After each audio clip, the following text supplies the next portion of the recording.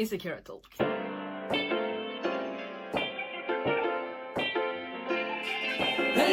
Bienvenue dans ce nouvel ère, bienvenue dans mon univers. On te ramène une perspective, l'invisible devient perceptible. Ya ya, d'ici ben des Pimbéa. Mais qu'est-ce qu'elle raconte celle-là? Kira, frère, tu fais quoi? Kira fait quoi, Kira fait quoi? Kira fait quoi? Kira fait quoi, Kira fait quoi? Kira fait quoi? Kira fait quoi, Kira fait quoi? Kira fait quoi? Comment ça, Kira fait quoi? T'as qu'à t'abonner à ma chaîne Kira fait quoi TV. Tu allumes même la cloche, comme ça tu seras à temps. Après t'as Twitter, Instagram. Kirafiki. Kirafiki. Ouais, ça va. Bonjour, bonsoir, hello. Aujourd'hui j'ai décidé de faire cette vidéo parce que je suis tombée sur un tweet tout à l'heure qui m'a fortement interpellée. Et je pensais tout simplement que ce serait un sujet quand même intéressant d'aborder sur ma chaîne, notamment par le fait que j'ai commencé cette série qui s'intitule L'influence de l'Église sur la communauté noire. Donc, de par ma dernière vidéo, j'avais dit que la prochaine problématique serait chrétien avant d'être noir, ou plutôt tourner autour de la culture et de la foi. Mais aujourd'hui, on va aborder une question beaucoup plus concrète. Et la question, vous avez vu le titre, c'est pourquoi les noirs prient mais n'agissent pas. Alors, le tweet qui me fait actuellement prendre la décision de faire cette vidéo, c'est ce dernier. Les noirs, dès qu'on a un problème, on repose entre les mains de Dieu sans se battre. C'est pour ça qu'on est à la traîne depuis longtemps. C'est vrai, mais j'ai envie d'ajouter que les noirs sont des lâches. Même aucune solidarité quand il s'agit de se battre. Voilà, en gros, dans ces deux tweets, il y a une personne qui dit que les noirs, ils prient mais ils agissent pas. C'est pour ça que l'Afrique n'avance pas. Et l'autre personne dit, oui, c'est vrai, mais quand même, les noirs sont des lâches et qui ne sont plus là quand il faut être solidaire et quand il faut se battre. Déjà, la première chose que j'aimerais nous dire, c'est, je pense qu'il serait important, et je dirais même nécessaire, pour nous, en tant que communauté noire, d'apprendre à parler de la communauté de manière plus positive ou plus nuancée. Je comprends tout à fait que certains constatent et remarquent ou se disent qu'il y a quand même beaucoup de noirs qui sont lâches. Mais le problème dans ce genre de discours, c'est que c'est un discours qui va nous condamner nous-mêmes. Il a des tendances fatalistes et je ne pense pas que ce soit quelque chose de positif pour la communauté.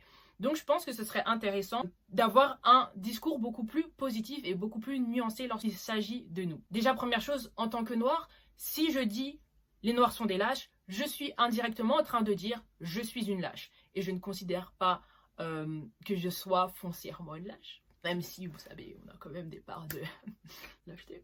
Mais voilà. Tout ça pour dire que de laisser des ouvertures dans nos discours, ce qui nous permettrait de continuer d'espérer, de croire en cet avancement de l'Afrique. Parce que moi, je ne crois pas que les noirs soient des lâches. Et je ne crois pas que nous sommes condamnés à vivre dans la lâcheté si certains d'entre nous, ou si beaucoup d'entre nous même le sommes.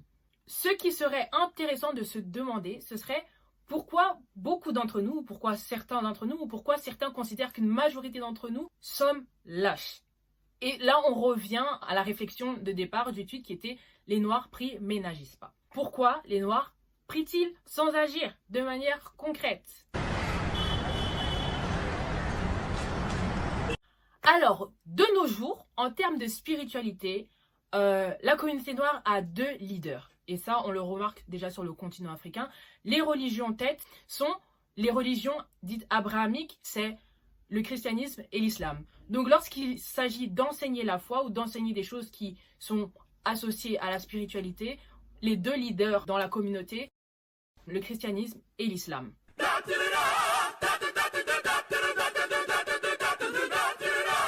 Dans ces deux religions, qui s'imposent majoritairement sur le continent africain et dans la communauté noire, on ramène la prière à un moment donné où l'homme va s'adresser au divin, dans un lieu précis parfois ou dans une position même précise selon la confession de foi. Certains diront que la prière est une conversation avec Dieu. Alors la question est, pourquoi beaucoup de noirs prient-ils sans agir? Donc, dans ces religions, dans la manière d'interpréter la prière, beaucoup voient la prière comme la manière d'agir la plus efficace. Donc la conséquence de cette conception, c'est que beaucoup d'entre nous vont choisir de prier, de s'adresser de manière orale ou plus silencieuse au divin dans le but de partager une requête précise, de faire savoir un désir à cette entité-là. Et après, on va simplement attendre la réponse de ce dernier. Et dans l'inconscient de beaucoup, ça ira jusqu'à penser que si je décide de prendre les devants par rapport à la demande que j'ai faite, cela équivaudrait à me positionner au même niveau que ce que je considère être Dieu. D'autres diront simplement que c'est un manque de foi. Gloire à Dieu. Moi, en tant qu'homme, je dois demander à Dieu ce que je veux. Et pour le reste, quand il s'agit de la réalisation de mes désirs, tout est entre les mains de Dieu. Après, je me suis penchée sur ce qu'est la prière. Bon, déjà, sachez une chose. Personnellement, j'ai grandi dans un milieu chrétien protestant évangélique et donc, je ne peux pas parler de ce que je ne connais pas. Donc, quand il s'agit de l'islam, je suis extrêmement limitée.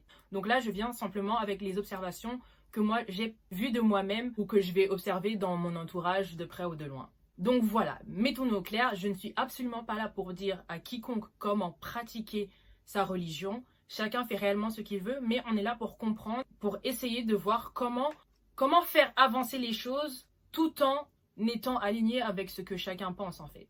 So I'm respecting your religion. Alors, ce que je trouve intéressant dans ces deux religions abrahamiques, le mot prière, donc que ce soit dans le Coran ou dans la Bible, donc l'origine sémitique du mot, l'une des significations c'est demande, veut, tout simplement. Je ne vais pas commencer à prononcer les mots dans les langues des gens, commencer à glatter ça ici. Je vais mettre une image, comme ça vous avez les références. Ce que j'ai mis sur mon Instagram et ce que j'ai tweeté hier, c'était que pour moi, personnellement, je fais partie de ceux qui croient que nos actions sont aussi des prières. Ce qui est intéressant avec l'être humain, c'est que 80%, en tout cas plus de 3/4 de son langage est dit non-verbal. Donc ce que je crois, c'est qu'après un moment de prière effectué religieusement, nous continuons d'envoyer des signaux à ce qu'on considère comme le divin en ce qui concerne nos demandes, nos requêtes. C'est comme si nos actions demandaient, continuaient de demander. À l'échelle biologique, nos cellules, qui constituent notre corps, sont en perpétuelle interaction avec leur environnement. Elles vont se réajuster constamment pour pouvoir avoir leurs besoins qui sont rencontrés et maintenir une stabilité interne. Et c'est ce qu'on appelle l'homéostasie. Une autre comparaison très intéressante que certains font avec la prière, c'est que ils disent que la prière est la respiration de l'âme. Et je trouve que cette allégorie est quand même très intéressante parce que pour effectuer par exemple un effort physique, on va réguler notre respiration. Donc on va commencer à respirer de manière intentionnelle et consciente de manière à pouvoir accomplir cette tâche sportive. Un peu comme si cette régulation de notre respiration équivalait à la demande de notre corps, la prière de notre corps pour recevoir l'oxygène dont il a besoin pour pouvoir effectuer cette tâche, cet exercice. Mais quand cette tâche sportive est terminée, nous continuons de respirer. On respire juste de manière inconsciente et non intentionnelle, c'est juste notre organisme qui continue d'effectuer cette respiration-là. Et je pense qu'il en est de même pour nos demandes. C'est-à-dire qu'on peut choisir un moment où consciemment et intentionnellement on fait savoir nos besoins, on demande certaines choses, on fait connaître nos désirs, mais je crois aussi que notre demande va continuer même lorsque notre bouche va se fermer, lorsque nous allons reprendre une position de la vie de tous les jours, lorsque nous allons continuer d'agir et d'interagir. Et ce qui est fort intéressant avec nos actions, c'est qu'elles révèlent où nous en sommes dans notre désir d'obtenir ce que nous demandons. Nos actions matérialisent un état d'esprit. On agit d'une certaine manière parce qu'on réfléchit d'une certaine manière.